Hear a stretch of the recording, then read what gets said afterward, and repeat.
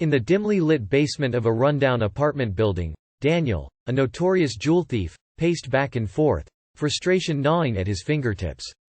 The newspaper splashed his name across the front page, mocking his failed attempts at lifting the rarest gems in the city. But tonight, he had stumbled upon the perfect heist, one that would silence his critics and cement his legacy forever. The city's museum held the biggest diamond in the world, a shimmering masterpiece rumored to bring good fortune to its holder. Daniel gathered his trusted partner, Sophie, a master of disguise, and together they meticulously planned every detail of the break-in and escape.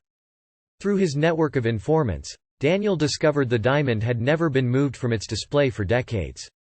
The security system had grown lax, and there was only one guard to contend with.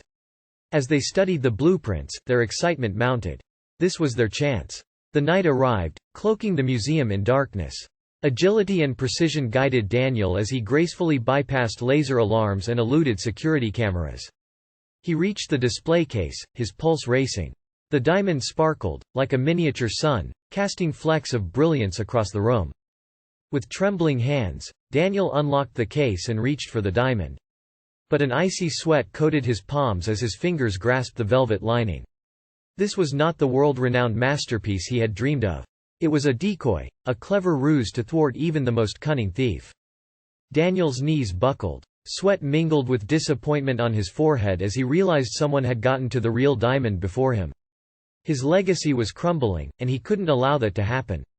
Desperate to save face, he hatched a new plan, one riskier than any he had ever attempted. "Sophie," he whispered, his voice laced with determination, "we need to steal the decoy diamond and frame someone else for the crime." Her normally expressive face turned stoic. "Daniel, this is madness. We should cut our losses and disappear." "No, Sophie," he countered, his eyes narrowed with intensity. "This is our only chance to show the world that no one can outsmart us. Together, we can create the illusion of an unbreakable heist, a masterpiece of deception." She hesitated, then sighed softly. "All right, Daniel. But if we get caught?" "We won't," he interrupted, his voice filled with a dangerous resolve. "We have to act quickly before they realize their decoy was compromised."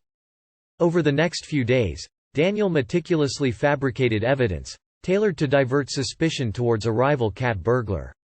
Disguises were procured, fake identities assumed, and alibis crafted to perfection. Sophie, despite her reservations, threw herself into the plan with her usual unrelenting dedication. As the fateful night approached, Daniel's nerves crackled with equal parts exhilaration and trepidation. He had put everything on the line, and there was no turning back. In the darkness, their footsteps were silent, their movements fluid. They reached the display case, their gloved hands working quickly. And just as they were about to make their escape, a figure emerged from the shadows, gun in hand. "Masters of deception, I see," a voice called out, tinged with amusement. Sophie's face turned pale, her eyes darting between Daniel and the newcomer. "Daniel, what have you done? Who is this?" Daniel's heart dropped as he recognized the voice, Detective Simmons, the mastermind behind countless arrests in the city's criminal underworld. "You were always one step ahead, Daniel," Simmons said, a sinister grin dancing on his lips. "But tonight, it seems like your luck has finally run out." As the weight of his own hubris settled on his shoulders, Daniel cursed the day he had stumbled upon the perfect heist, never realizing that the perfect heist had, in fact, stumbled upon him.